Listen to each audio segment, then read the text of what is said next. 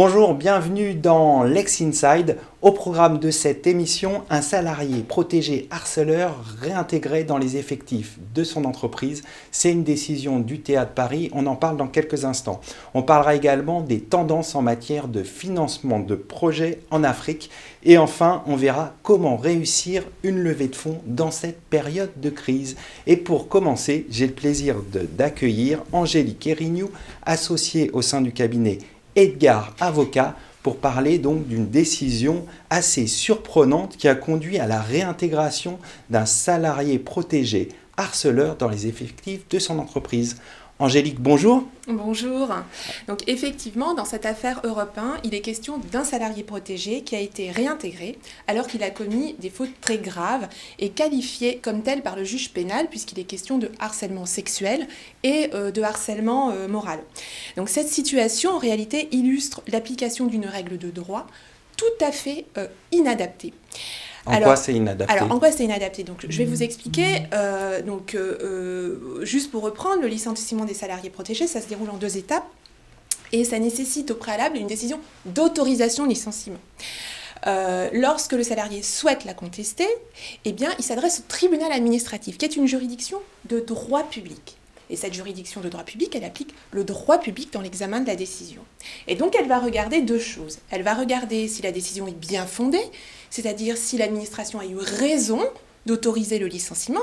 Dans le cas d'Europe 1, c'est le cas. L'administration a eu raison, puisqu'on a des faits qui ont été validés par une enquête pénale. Et aussi, elle va regarder si la décision respecte la procédure ou pas.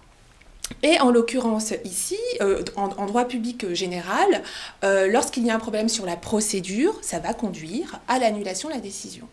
Mais dans ce cas-là, eh bien, l'administration va régulariser le vice et va réadopter une nouvelle décision.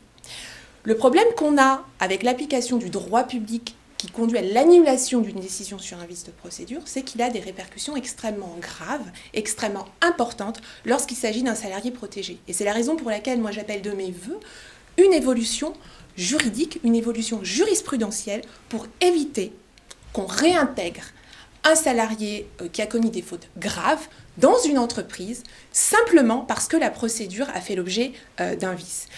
Et les conséquences sont extrêmement graves puisque ici on est face à un juge pénal qui a constaté des fautes graves et un juge administratif qui va donner raison à ce salarié et dont la décision va provoquer sa réintégration. Est-ce que la direction de la radio pouvait faire autrement? Alors non. La direction de la radio n'avait pas la possibilité de faire autrement.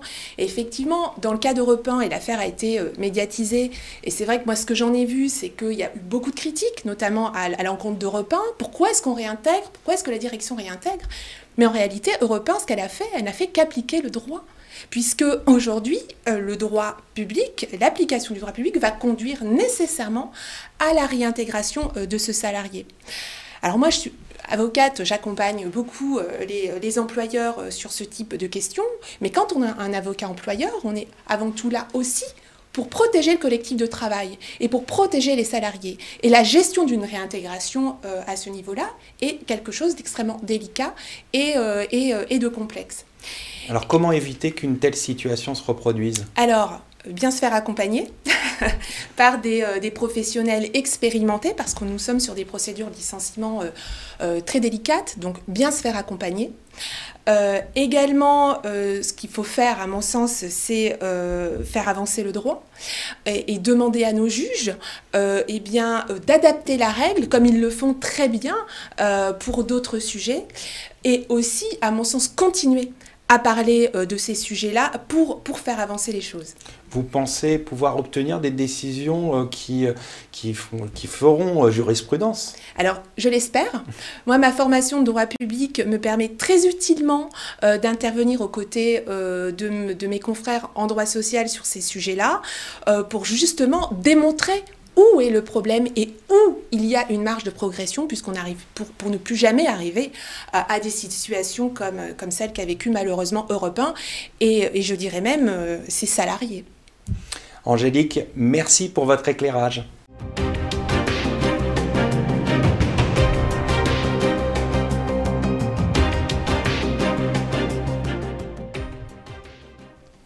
Alors, vous êtes toujours dans Lex Inside. On poursuit cette émission. On va parler financement de projets en Afrique avec Darko Adamovic, associé en énergie infrastructure chez Linklaters. Darko, bonjour. Bonjour. Alors, quelles sont les tendances en 2020 en matière de financement de projets en Afrique ?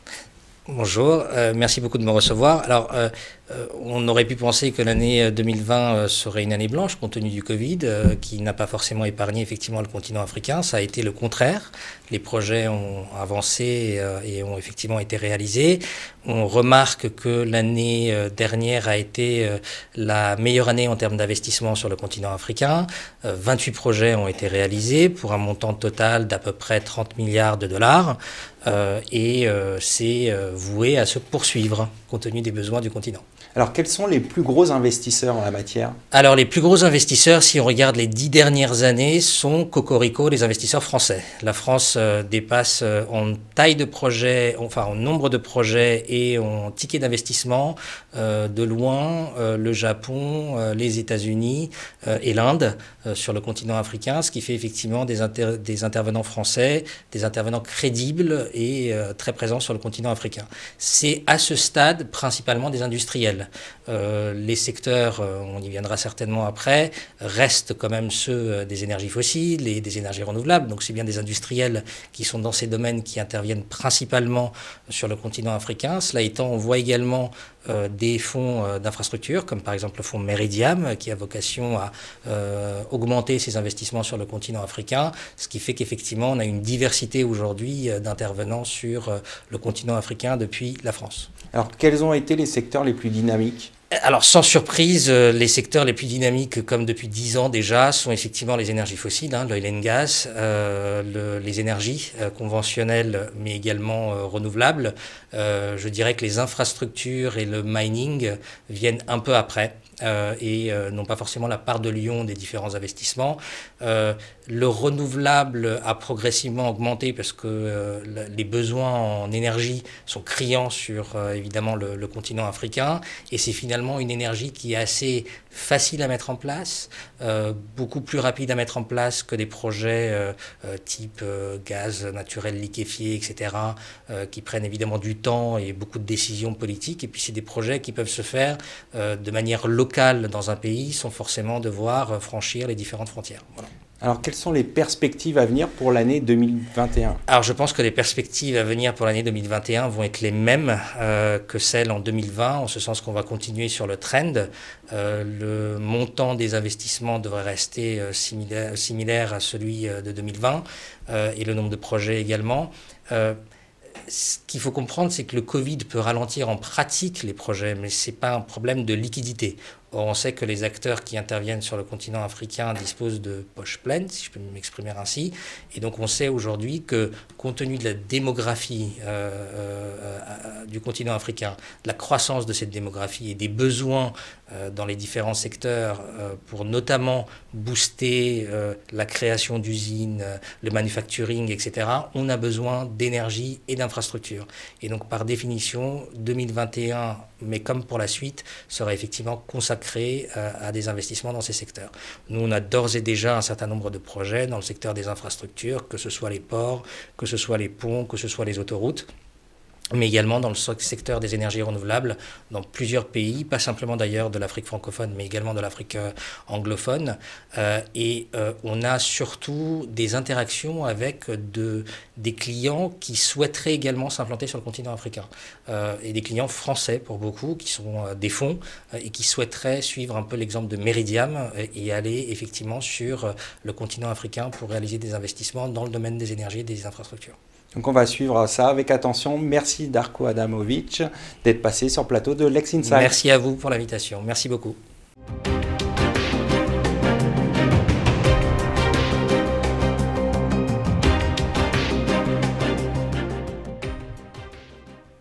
Vous êtes toujours dans Lex Inside. On va parler de comment réussir une levée de fonds en période de crise. Et pour évoquer ce sujet, j'ai le plaisir de recevoir Victoire de Boisanger, avocate chez Saul. Victoire, bonjour. Bonjour Arnaud. Alors, comment se passent les levées de fonds des startups en période de crise ? Alors, très bon sujet. Donc déjà, période de crise, j'imagine que vous faites référence à la période de crise que nous traversons actuellement, donc la pandémie. Je pense qu'il y a une distinction qu'il faut faire entre une période de crise sanitaire et une période de crise économique. Et donc là, on a un marché qui va réagir assez différemment, puisque en fait les liquidités sont bien là, le désir d'investissement est toujours là, puisque même s'il y a cette crise sanitaire, il n'y a pas de crise économique de ce point de vue. Et les startups qui sont dans les secteurs des nouvelles technologies sont moins impactés que d'autres acteurs forcément de l'économie par la crise sanitaire. On a par exemple les secteurs de la santé, de la data, la green tech, l'éducation, qui en fait ont été presque accélérés dans leur croissance par la pandémie. Donc on a en fait une réelle opportunité pour les startups de lever des fonds, malgré une situation parfois difficile pour d'autres secteurs. J'aurais peut-être 3 conseils à dispenser sur comment donc réussir sa levée de fonds. Quelles sont les bonnes pratiques alors? Exactement, les bonnes pratiques pour réussir sa levée de fonds. Déjà, donc, premièrement, savoir bien s'entourer.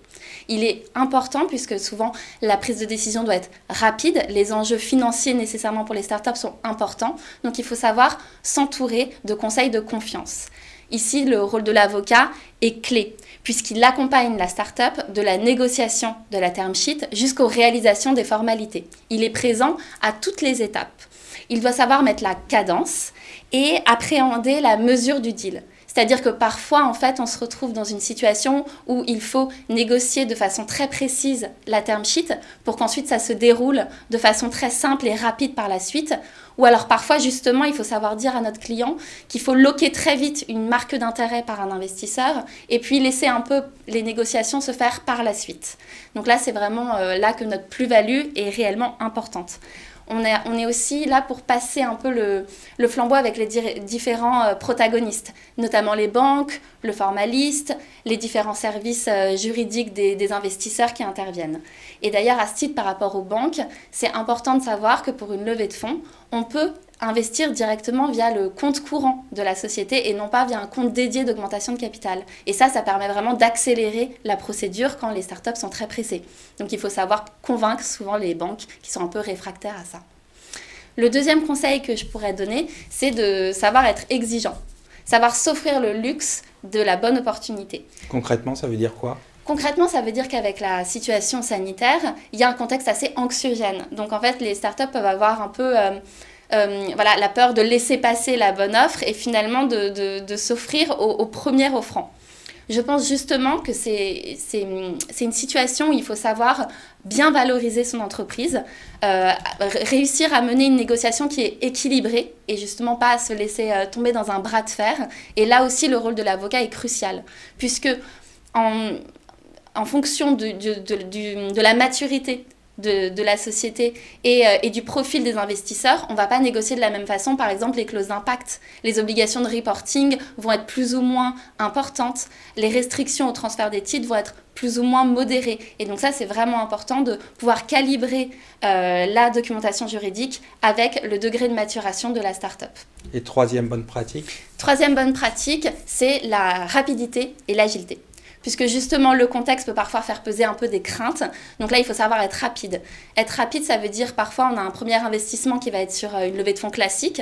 Et puis, on va se rendre compte qu'en fait, il faut mieux injecter des fonds via des mécanismes plus souples. Par exemple, les BSAR, où en fait, on aura tout de suite un apport en capital, mais la fixation de la valorisation se fera dans un second temps. Plus tard, de même que les négociations sur le pacte d'associés. Et ça, il faut que côté investisseur comme côté start-up, on puisse se permettre cette agilité et cette rapidité dans la prise de décision. Enfin, comment accompagnez-vous les startups avec Saul ? Alors chez Saul, on a la chance de conseiller et des startups et des investisseurs, donc que ce soit des acteurs institutionnels ou des business angels, ce qui fait qu'on connaît les attentes de chaque côté du deal. Donc ça nous permet de mieux conseiller justement les startups. Aussi, on a une équipe réduite qui est en fait dédiée donc, à l'investissement en cours, ce qui fait qu'on connaît parfaitement les négociations intervenues, les négociations en cours et les négociations à intervenir. Il faut aussi une connaissance pointue du business de la start-up et de ses enjeux pratiques et opérationnels. Puisque, comme je rappelais précédemment, par exemple sur les obligations de reporting ou de gouvernance, si on alourdit trop l'agilité de la start-up dans sa mise en œuvre et dans sa gouvernance, ça peut en fait faire avoir un poids décorrélé de la réalité et qui est trop lourd à supporter pour elle. On va conclure là-dessus. Merci Victoire d'être passée sur le plateau de Lex Inside. Merci beaucoup Arnaud. Très bonne journée. Merci à toutes et à tous pour votre fidélité et à très bientôt pour un nouveau numéro de Lex Inside.